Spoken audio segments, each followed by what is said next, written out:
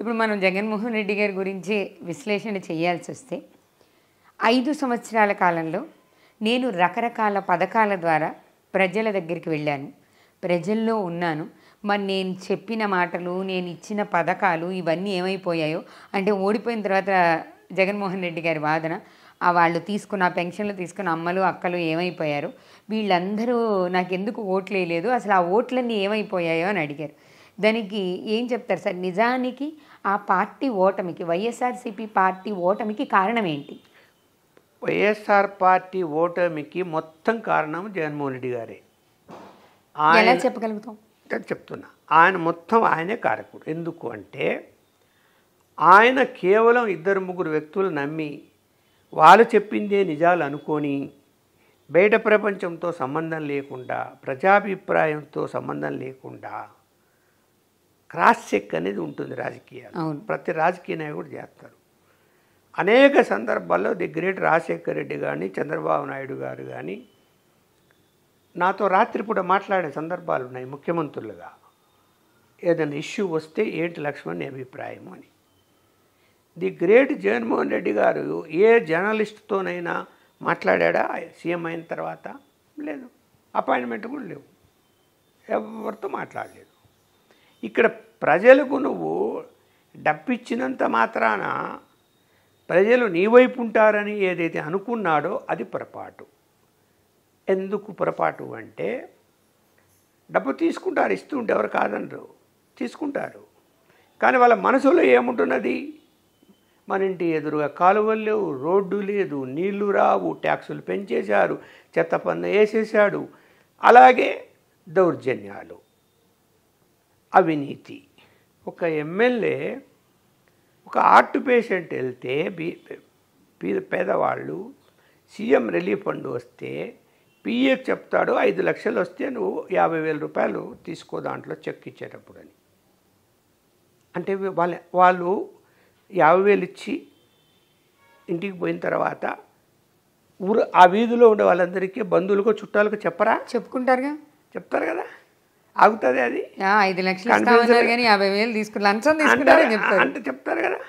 ఇక్కడ ఆయన ఏం చేసిండంటే కరప్షన్ను నేను ఓపెన్ చేసేస్తే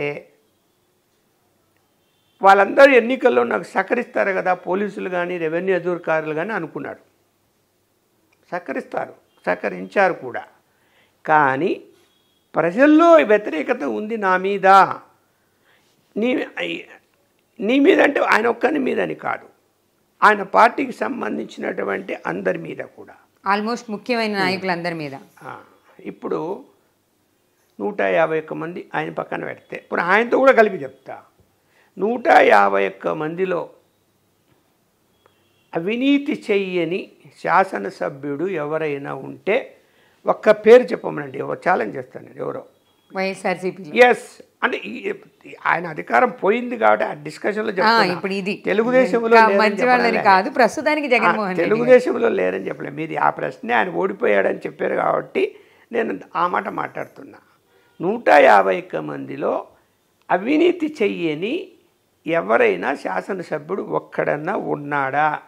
నీకు సమాచారం ఉండదా? నువ్వు ఆపాలి కదా అవినీతి చేస్తుంటే. ఒక నాయకుడిగా నువ్వు ఆపగలిగినావా? ఆపలేదు. ప్రైవేట్ ఆస్తుల జోలికి పోయారు ఎమ్మెల్యేలు. ఒక నియోజకవర్గంలో ఆ ఎమ్మెల్యే పిఏకే 100 కోట్ల ఆస్తులు సంపాదిస్తేవాడు 4.5 సంవత్సరాల్లో. ఎమ్మెల్యే ఎంత సంపాదించండి అలా? ఆ ఊరంతా చెప్పుకుంటాను ఆ మాట, ఎవరిని అడిగినా కూడా ఆ పిఏనే 100 కోట్లు సంపాదించిందని. అసలు నిజంగా ఇదే అనాలిసిస్ కదా సార్. ఒక పిఏనే 100 కోట్లు సంపాదిస్తే ఎమ్మెల్యే ఇంకెంత సంపాదించుంటాడు అని చర్చ ఊరంతా. వాళ్ళు పాజిటివ్ ఓటేస్తారా? నువ్వు ఏదో 10,000 ఇచ్చా 20,000 ఇచ్చా నేను బటన్ నొక్కా అంటే ఆ వీధిలో ఉండేటువంటి వాళ్ళ యొక్క ఒక రైతు పాపం 2 ఎకరాలు పెట్టుకొని పిల్లలు చదివించుకుంటూ ఆ 2 ఎకరాల్లో వచ్చే పొలం మీద బతుకుతూ ఉంటే నీ కార్యకర్తలు వెళ్ళి ఎమ్మెల్యే పేరు చెప్పి నువ్వు ఎమ్మెల్యే దగ్గర పోతే వాళ్ళు చెప్పినట్టు ఇనుపోని ఎన్నిక పంపి అది 10 లక్షలు ఎకరా విలువ అయితే 1,00,000 రూపాయలు ఇస్తాం మాకు రాపిచ్చు అని చెప్పి బెదిరించి రాపించుకున్నారు. రాయించాడు, లేకపోతే చంపేస్తాం. ఒక ఆయన కళ్యాణ మండపం కట్టుకుంటే 8 కోట్లు పెట్టి డిఎస్పి పిలిచి అతన్ని పోలీసులే పిలిచి నీకు 2 కోట్లు ఇస్తాడు రాపిచ్చేసి ఎమ్మెల్యేకి 8 కోట్ల ప్రాపర్టీ. వా కుయ్యో మరో నేను 8 కోట్లు ఖర్చు పెట్టి కట్టుకున్నానయ్యా, నేనేమైనా తప్పు చేసినానా, బ్యాంకు లోన్ ఉంది, నేను ఎట్లా ఇస్తాను నేను అంటే ఆయన తెలీదు, ఎందుకు గొడవ పెట్టుకుంటావు ఎమ్మెల్యేతో, నువ్వు 2 కోట్లు ఇస్తాడు రాపిచ్చేసి అని అంటే ఊరంతా చెప్పడా, వాళ్ళ కులస్తులకి అందరికీ చెప్పడా? అసలు ఎంత అమానుషమైన విషయం, ఆయన ఎంత బాధపడి అంతమందికి. ఇంకొక ఎమ్మెల్యే ఆయన వీధిలో ఒక ఆయన ఇల్లు కట్టుకున్నాడు కొత్తగా. కట్టుకుంటే కార్లో పోతే చూసిండు, ఎవరిదిరా ఇల్లు పిలిచండి, పిలిచారు. ఇల్లు బ్రహ్మాండంగా కట్టుకున్నావే, నాకు కూడా అట్లాంటి ఇల్లు లేదు, ఆ ఇల్లు నాకు ఇచ్చేసి. ఇల్లు తీసేసుకున్నాడు, ఖాళీ చేయి వెళ్ళిపో, దౌర్జన్యం. ఏదో ఇచ్చాడంట కొద్దిగా అమౌంట్ అంతే. అంటే ఇట్లా ఉదాహరణలు చెప్తే చాలా ఉన్నాయి. ఇంకా ప్రతి నియోజకవర్గములో ఇంకా ఇసుక మాఫియా, లిక్కర్ మాఫియా, లేకపోతే కనుక మత్తు మందుల మాఫియా తక్కువ ఉందా? ఒక్కొక్కరు ఎంతెంత సంపాదించారు వాటిల్లో. మైనింగ్ మాఫియా ఎంత అక్రమాలు, ఎన్ని అక్రమాలు చేయాలో అన్ని. కానీ వీటిలో కనీసం కొన్నన్నా ముఖ్యమంత్రి స్థానంలో ఉన్న జగన్మోహన్ రెడ్డి గారి దగ్గరికి అప్పుడు రాలేదా? తెలిస్తే ఏంటి, నీకు టికెట్ ఇవ్వాలన్నా ఒక 50 కోట్లు ఇవ్వి, లేకుంటే 30 కోట్లు ఇవ్వి, లేకుంటే 10 కోట్లు ఇవ్వి. మరి వాళ్ళగా ఎందుకు అడిగాడని వార్తలు వచ్చాయి కదా, వాళ్ళే చెప్తున్నారు కదా, నేను చెప్పడం కాదు. వైఎస్ఆర్సీపీ నాయకులే సోషల్ మీడియాలో చెప్పారు, అడిగాడు ఇచ్చాము అని. అర్థమైంది. ఏమంటే నేను వాళ్ళకి ఇవ్వాలా, వాళ్ళ దగ్గర లేవు, కొంతమందికి ఇవ్వాలి కదా, వీళ్ళకి ఇవ్వాలా, వాళ్ళకి ఇవ్వాలా, ఇచ్చి ఉండొచ్చు, కాదనిలే. ఇప్పుడు లేని వాళ్ళకి ఇచ్చి ఉండొచ్చు, లేదంటే తక్కువ పడుతుందంటే ఇచ్చి ఉండొచ్చు. ప్రజలు ఈ విషయాలన్నీ ఒక్కొక్కటిగా సమీక్షించుకున్నారు. ఇంత డబ్బులు లేకపోతే ఓటుకు 2000 నుంచి 3000 ఎలా పంచారమ్మా? రాష్ట్ర వ్యాప్తంగా పలాని చోట డబ్బులు పంచలేదు ఓటర్లకు అని చెప్పి ఒక ఊరు చూపించండి, లేదు. సొంత నియోజకవర్గం పులివెందులలో కూడా ఓటుకు డబ్బు పంచారు. పోని అట్లనే నేను ప్రతిపక్షాలని సమర్థించడాలే, వాళ్ళు 2000 ఇస్తే వీళ్ళు 1000 రూపాయలు పంచారు. తెలుగుదేశం వాళ్ళు కూడా, జనసేన వాళ్ళు కూడా పంచారు, బీజేపీ వాళ్ళు కూడా పంచారు. ఎవరేం తక్కువ కాదు ఇక్కడ. ఎలా వచ్చాయి వీళ్ళకి కోట్లు డబ్బులు? మరి ఎన్ని కోట్లు అవుతాయి ఆ లెక్క వేసుకుంటే చెప్పండి. ఇవన్నీ మళ్ళీ తిరిగి ప్రజల మీద 3.5 కోట్ల మంది ఓటర్స్ ఉంటే ఒక యావరేజ్ 1000 రూపాయలు వేసుకునే 8,000 కోట్లు అయ్యా చెప్పండి. 3.5 కోట్లు అవుతున్నాయి. 3.5 కోట్లు కాదు, 3.5 కోట్ల మంది ఓటర్లకి యావరేజ్న 1000 రూపాయలు పంచితే ఎన్ని వేల కోట్లు అవుతాయి చెప్పండి. మరి ఇలా రాజకీయాల్లో ఇంత దారుణంగా దిగజారిపోతే ఇంక మనం ఇప్పుడు ఎవరిని తప్పు పట్టాలా? ప్రజలు తప్పు పడదామా? మీరు తీసుకోకూడదు ఓటుకు డబ్బు అన్నామనుకోండి,